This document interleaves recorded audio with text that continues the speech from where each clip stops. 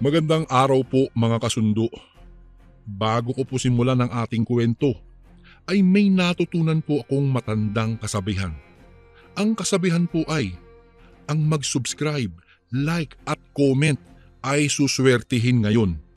At ang hindi mag-skip ng mga ads ay mas lalong suswertihin. Simulan na po natin ang ating kwento.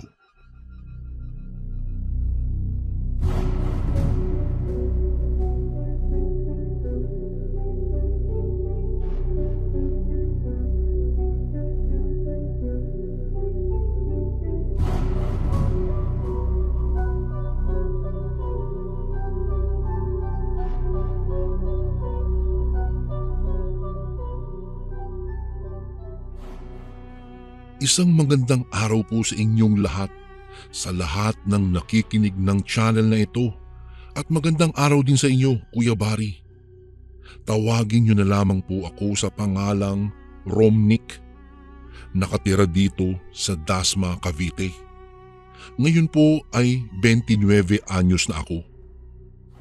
Nais ko lang pong ibahagi sa inyo ang kwento ng aking ina na si Rica.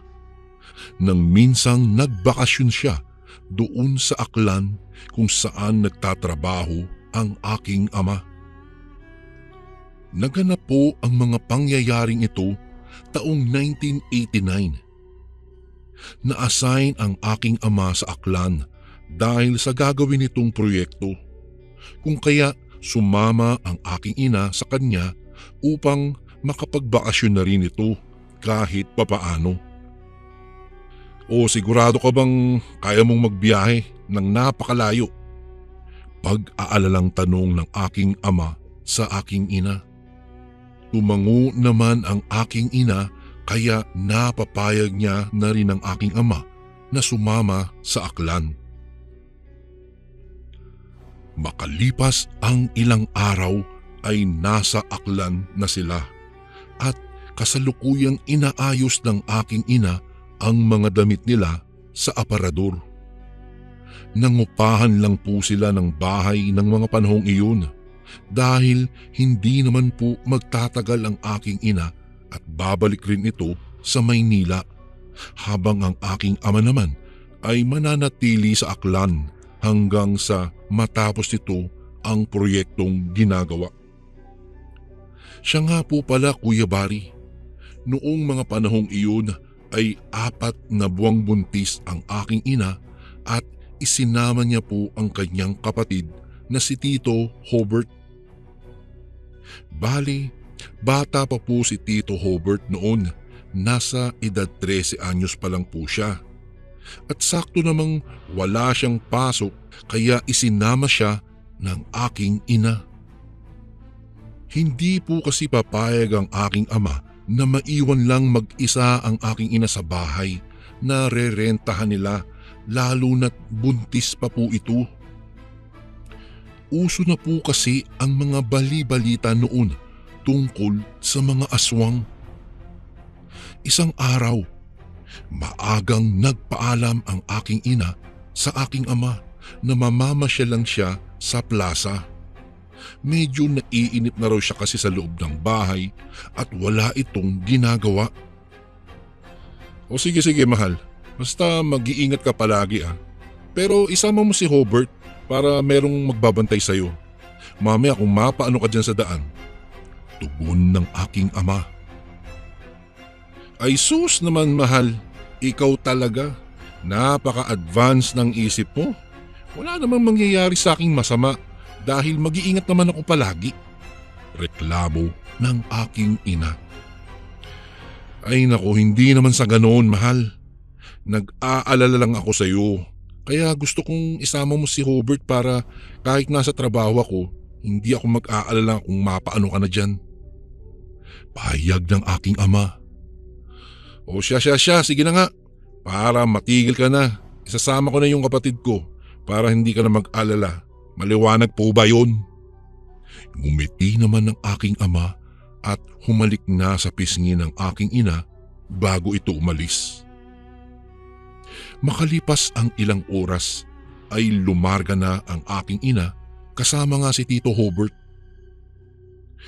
una nilang pinuntahan, Kuya Bari, ay sa palengke. Namili muna ang aking ina ng mga pagkaing kakain nila habang naglalakad patungong plaza.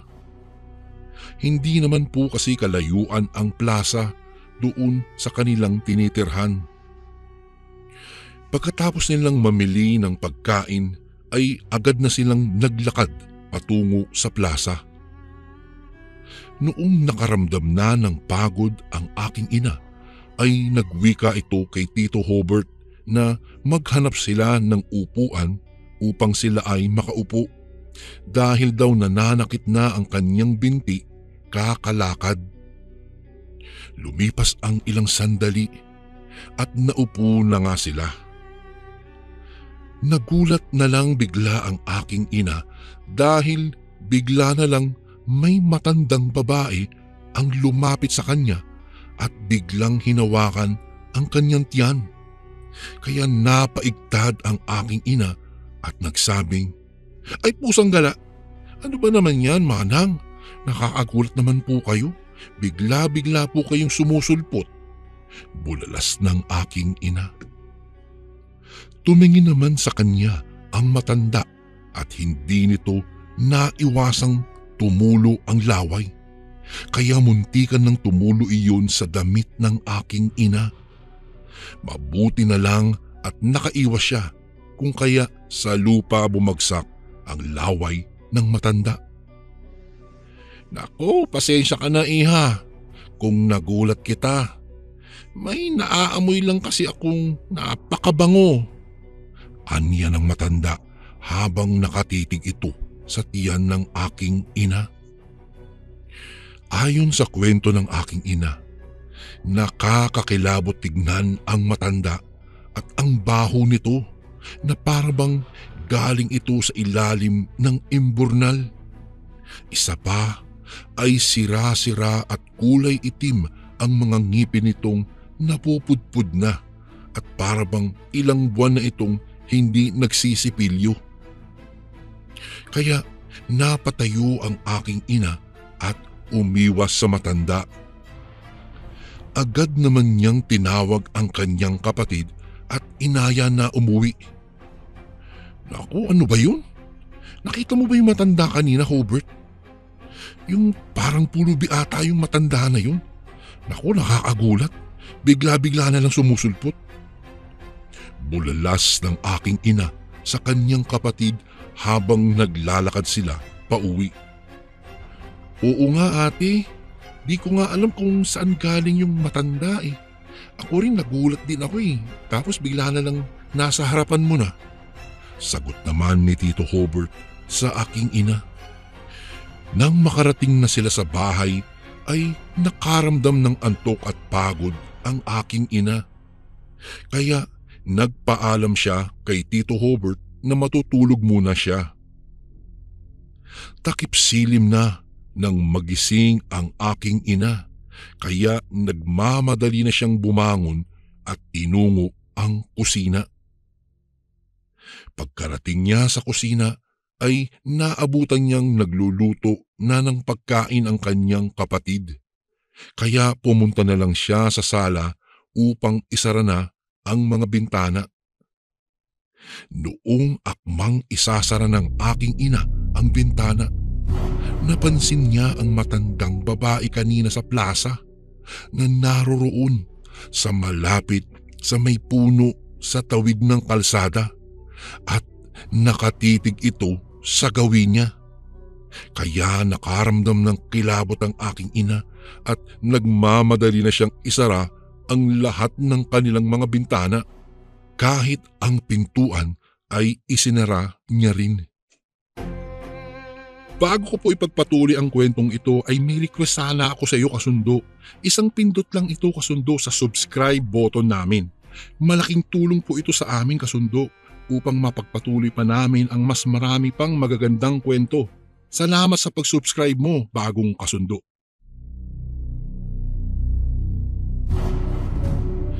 Ano ang ginagawa ng matandang iyon sa tapat ng bahay namin? Teka, sinusundan ba kami ng matandang iyon? Tanong ng aking ina sa kanyang isipan. Medyo kinilabutan ng aking ina nang maisip niya ang pagmumuka ng matanda. "Ate, maaga po bang uuwi si kuya ngayon?" Napaiktad at napatili naman ng aking ina nang biglang nagsalita si Tito Hobart sa kanyang harapan. "Ano ka ba naman, bata ka? Nakakagulat ka naman. Kanina ka pa ba dyan? Bigla-bigla ka kasi nagsasalita dyan." Wika ng aking ina. "Nagulat ka ba, ate? Sorry pero kasi maaga bang uuwi si kuya? Kasi kung maaga siya, dadamihan ko sana yung isasaing ko. Bakit ka ba nagulat? Tsaka bakit ka namumutla ngayon?" Tugon ng kanyang kapatid. Sinabi naman ng aking ina ang kanyang nakita. Ngunit nang silipin iyon ni Tito Hobart ay wala namang matandang nakatayo doon sa tapat ng bahay.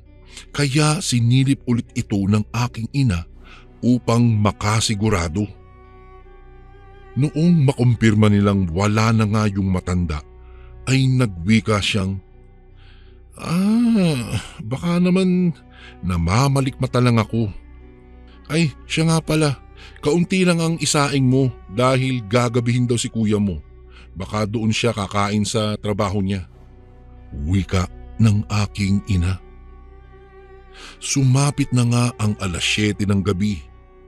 Tahimik na ang buong paligid at tapos na rin silang kumaing magkapatid. Kaya nagpapahinga na sila sa sala at nagbabasa ng libro ang aking ina. Maya-maya pa, may naririnig na ang aking ina ng mahihinang kutkot sa gilid ng pintuan na parabang may pusang nagpapatulis ng kuko. Ganoon na ganoon po ang naririnig ng aking ina, Kuya Barry. Kaya hindi na lang niya pinansin iyon sa pag-aakalang pusa lang iyon at nagpapatulis lang ito ng kanyang kuko. Hindi kalaunan ay tila ba kakaiba na ang kanyang naririnig. Dahil nakakarinig na rin siya ng mga ngiping pinapatunog sa nanggagaling sa labas ng bahay. Kaya binulungan niya ang kanyang kapatid na huwag maingay. "Bakit, ate? Anong ingay iyon?" bulong sa kanya ni Hobart. "Sa tingin ko, may aswang sa labas ng bahay," bulong ng aking ina dito. Inutusan ng aking ina na kumuha ng asin at kutsilyo ang aking kapatid sa kusina. Dahil kakaiba na nga talaga ang kanyang nararamdaman. Nakakaamoy na rin siya kasi ng kakaibang mabahong amoy. Ayon pa sa aking ina, Kuya Barry, nakaamoy siya ng parang dumi ng baboy na animoy parang dumi ng kalabaw. Nakakahilo ang amoy sa paligid kaya tinakpan ng aking ina ang kanyang ilong. Naramdaman ng aking ina na tila tumigas ang kanyang tiyan at dahan-dahang sumakit iyon. Sakto namang bumalik na sa sala ang kanyang kapatid nang biglang may marinig silang mahihinang huni ng wakwak. Kasunod noon ay ang sunod-sunod at malalakas na katok sa kanilang pinto. Kulang na lang ay sirain na iyon ng taong kumakatok mula sa labas. Rika, buksan mo ang pinto. Buksan mo dali." Boses ng aking amang pasigaw at malakas na kalabog ng pintuan ang kanyang naririnig. Akmang bubuksan na sana ng aking ina ang pintuan nang bigla niyang naisip na tinatawag lang siya ng aking ama sa totoong pangalan niya kapag nag-aaway sila. Kaya naisip niyang marahil ay ginaya lamang ng aswang ang nasa labas ng boses ng kanyang asawa. "Lumayas ka dyan, aswang. Hindi ako magdadalawang isip na patayin ka," Sigaw ng aking ina sa nilalang na nasa labas habang hawak niya ang asin at kutsilyong binigay sa kanya ng kanyang kapatid. Nagtaasa na ang mga buhok sa batok ng aking ina at malakas na ang kalabog ng kanyang dibdib dahil sa takot na baka makapasok sa kanilang bahay ang aswang. Ilang sandali pa ay may narinig na sigaw ang aking ina sa labas. Boses iyon ng aking ama habang tinatawag ang kanyang pangalan na huwag buksan ang pintuan dahil may aswang nga sa labas ng bahay. Narinig ng aking ina na nagkagulo sa labas. Para bang naghahabulan kaya mas lalong natakot ang aking ina. Maya-maya pa ay kumatok na ang aking ama at tinawag siya nito kaya nagmamadali na buksan ng aking ina ang pintuan. Nag-aalala namang tinanong ng aking ama kung ayos lang ba siya. Ayon naman sa aking ama ay maaaring hindi na bumalik pa ang aswang sa kanila dahil nakatamo ito ng matinding sugat dahil sa pagkakahambalos niya ng buntot pagi na ibinigay sa kanya ng kanyang kaibigan doon sa trabaho niya. Magmula po noon, Kuya Bari, ay hindi na nakita ng aking ina ang matandang babae. Noong bumalik siya sa plaza upang mamasyal, may nakapagsabi rin sa kanya na aswang ang matandang babaeng iyon at nagkukunwari lang umano na ito'y isang baliw upang makapangbiktima ng mga buntis at mga tao.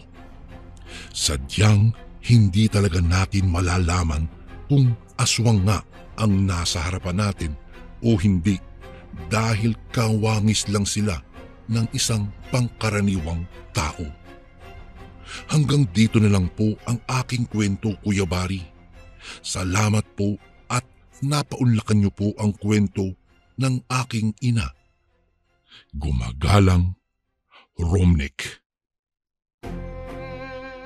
And again, maraming salamat po mga kasundo. Don't forget to subscribe and i-click nyo lang po yung bell na button para updated po kayo sa mga upcoming videos namin na paparating. Maraming salamat po ulit. God bless and ingat po lagi dyan. Ito po si Kuya Bari at ako ang Sundo.